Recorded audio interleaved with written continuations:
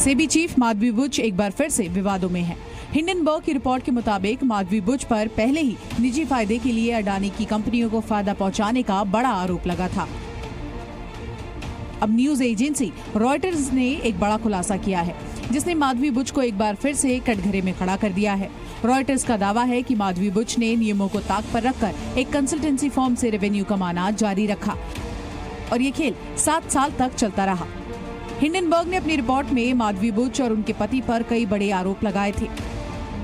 Hindenburg के मुताबिक SEBI chairperson Madhavi Buch और उनके पति की मॉरिशस की ऑफशोर कंपनी में हिस्सेदारी है। इस कंपनी में ग्लोबल डायनामिक अपॉर्चुनिटी फंड में अडानी के भाई का अरबों डॉलर का निवेश है। अडानी ग्रुप कथित तौर पर इस फंड का इस्तेमाल शेयर बाजार में तेजी लाने के लिए कर रहा था। हालांकि इन आरोपों पर माधवी बुच और अडानी ग्रुप ने सफाई भी दी थी। सेबी चीफ की तरफ से कहा गया था कि हिंडनबर्ग के आरोप सेबी की विश्वसनीयता पर हमला और चेयरपर्सन के चरित्र हनन की कोशिश है। हिंडनबर्ग जिस विदेशी फंड में निवेश का आरोप लगा रहा है, वो वर्ष 2015 में किया गया था। जब फंड में निवेश किया गया था, हम साधारण नागरिक थे। हम बेहिचक वित्तीय दस्तावेज दे सकते हैं, लेकिन माधवी बुच की सफाई किसी के भी गले नहीं उतर रही। पूर्व वित्त सचिव सुभाष चंद्र गर्ग ने इन आरोपों के बाद सेबी चीफ के इस्तीफे की मांग की है।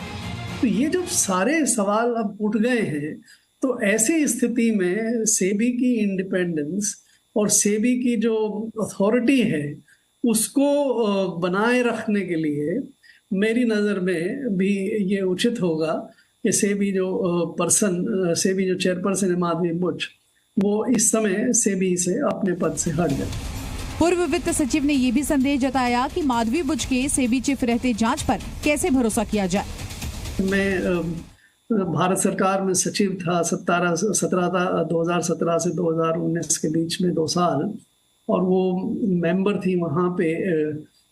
मुझे नहीं ध्यान पड़ता कि किसी किस्म के डिस्क्लोजर बोर्ड के सामने लाए गए थे उनके लिए या किसी और मेंबर के लिए।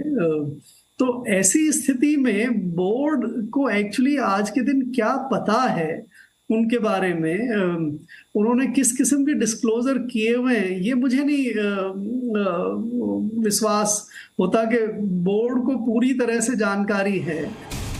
पूर्व वित्त सचिव ने जिस तरह से माधवी बुच को कटघरे में खड़ा किया है, उसके बाद इस मामले में कई सवाल फिर से सामने हैं। क्या सेबी जैसे संस्थान की प्रतिष्ठा के लिए सेबी चीफ को इस्तीफा नहीं देना चाहिए?